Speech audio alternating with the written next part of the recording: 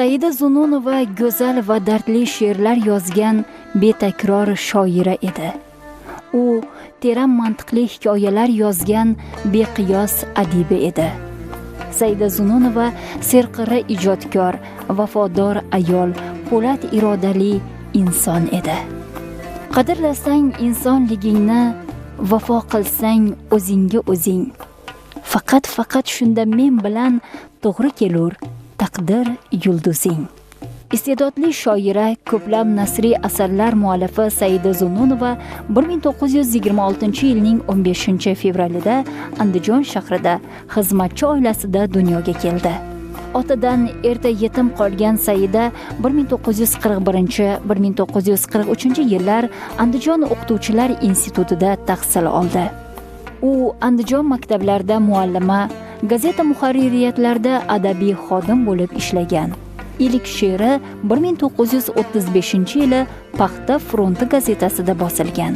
Keyinchalik O'rta Osiyo davlat universiteti, hozirgi O'zbekiston Milliy universitetining filologiya fakultetida tahsil oldi. O'qishni tamomlab, Gulxan O'zbekiston madaniyati nashrlari va badiiy adabiyot nashriyotida O'zbekiston yozuvchilar uyushmasida xizmat qiladi. Baxtiyor yoshlik, ona vatan, erkin mehnatni tarannum etuvchi qizingiz yozdi. Yangi she'rlar, Gullar vodiysi, Qizlarjon, Bir yil o'ylari kabi she'riy to'plamlari kitobxonlarga taqdim etildi. Saida Zununova nasrda ham sermahsul ijod etgan adibadir. Uning Gulbahor hikoyalar to'plamida muhabbat va oila kabi mavzular aks etgan. Gulxan qissasining asosiy qahramoni ayollar bo'lib, ularning 20-yillardagi kurashi o'ziga xos badiiy bo'yoqlarda ifodalangan. Olov, odamlar orasida, ko'chalar charog'on, bo'ylaringdan o'rgilay, direktor kabi asarlarning qahramonlari ham ayollardir.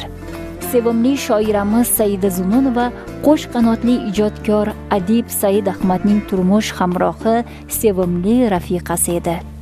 U qisqagina umri davomida juda baxtli hayot kechirdi. Har narsaga kuyma deyishar menga, kuymagan yurakni nima qilaman? Ortiqcha yuk qilib uni tanaga yonmagan yurakni nima qilaman?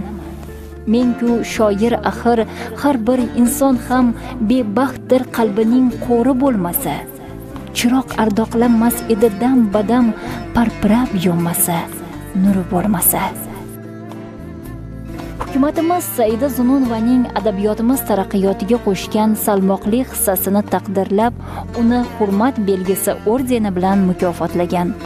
Ijodkor ayni kamolot yoshida 1977-yil 51 yoshida og'ir xastalikdan bevaqt vafot etdi.